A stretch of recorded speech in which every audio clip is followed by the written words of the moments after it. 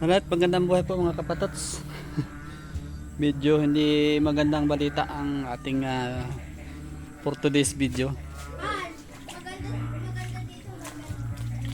Dahil yung atin pong pinagsusumikapan na magtanim-tanim kahit kaunti, ay ito po ang ito na po ang nangyari.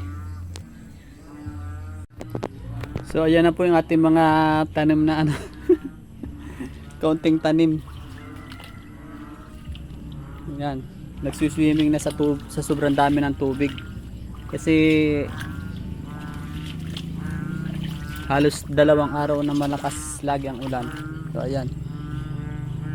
Yung ating mga tandad pala na tanim at saka yung mga sili, mga kamatis. Yan. Nalubog na sa tubig. Ewan kung makaka-recover pa ito. Sobrang lakas kasi ng ulan. Pati yung tanim ko doon mga gabi, siguro yung gabi baka makasurvive kasi pang tubigan naman talaga sa matubig.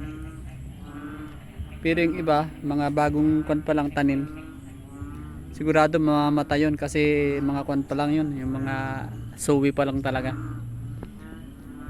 Baka ilan lang yun mabuhay din doon. So yun lang po mga kapatots. Wala tayong gaano ma-vlog talaga. Parang hindi talaga natin na linya ang pag-vlog kasi laging may hadlang.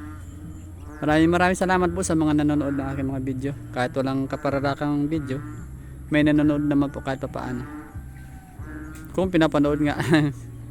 maraming salamat po muli. Ito po ang inyong kapatoda nagsasabing bye bye.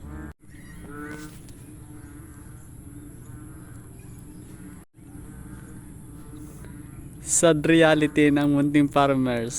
Nag-uumpisa pa lang lubog na. Ayan. Alright. Sayang ang effort. Ewan kung ilang araw ito bago humupa. Patay na yung mga tanim.